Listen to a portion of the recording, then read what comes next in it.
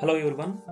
Today I want to make a distinction that is absolutely central to the understanding of contemporary democratic conflict, especially in the United States, but increasingly across many constitutional democracies of the world. That distinction is between constitutionalism and what I call constitutional idolatry. At first glance, this may sound like a semantic exercise, but it is not. In fact, much of today's political paralysis stems from the failure to distinguish between these two fundamentally different orientation toward constitutional law. Most political conflicts today are framed as a constitutional disputes. But the deeper question we must ask is this: is the Constitution a governing instrument, or has it become a sacred object? That question is not rhetorical. It goes to the heart of how democratic authority is justified, exercised, and contested. Let me begin with constitutionalism. Constitutionalism is not simply belief in a constitution. It is a logic of constraint. It treats the constitution as a means, not an end. The central idea is that political power must be limited, structured, and disciplined through a supreme legal framework. Under constitutionalism, the constitution exists to restrain power, not to sanctify it. It commits a political community to limiting authority through institutions, procedures, and norms of restraint. Courts, legislatures, executives, and federal arrangements are not symbolic ornaments. They are working parts of a system designed to prevent the concentration of power. In this sense, constitutionalism is deeply institutional.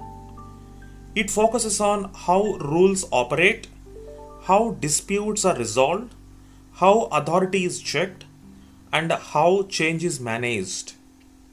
Think of constitutionalism as a machine designed for social and institutional engineering. Its purpose is not moral purity or historical fidelity but balance. It balances competing interests, prevents monopolization of power, and enables predictable governance.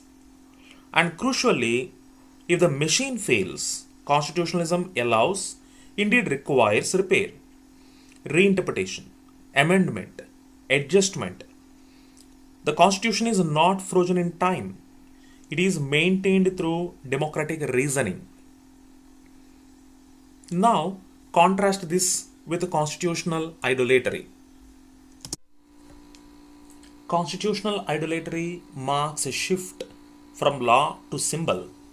Here, the Constitution is no longer treated primarily as a governing instrument.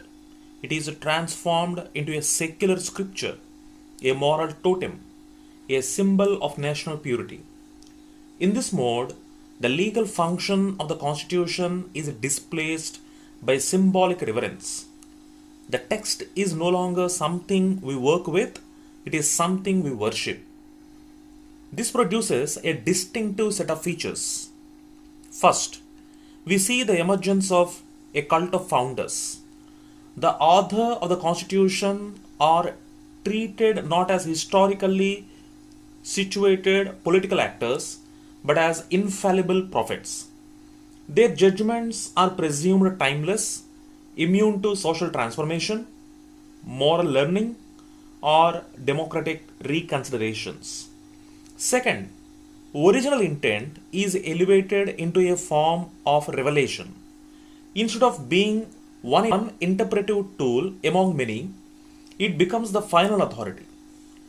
Present day reasoning is subordinated to imagined 18th century certainty. Third, we encounter what can be called parchment worship. Carrying or brandishing the constitutional text is framed as patriotism. The mere existence of written rights is assumed to automatically protect liberty, regardless of institutional decay or power imbalance. Under constitutional idolatry, the constitution ceases to be a framework for governance and becomes a moral badge. This transformation has serious democratic consequences. One of the most dangerous effects is the devaluation of modern politics.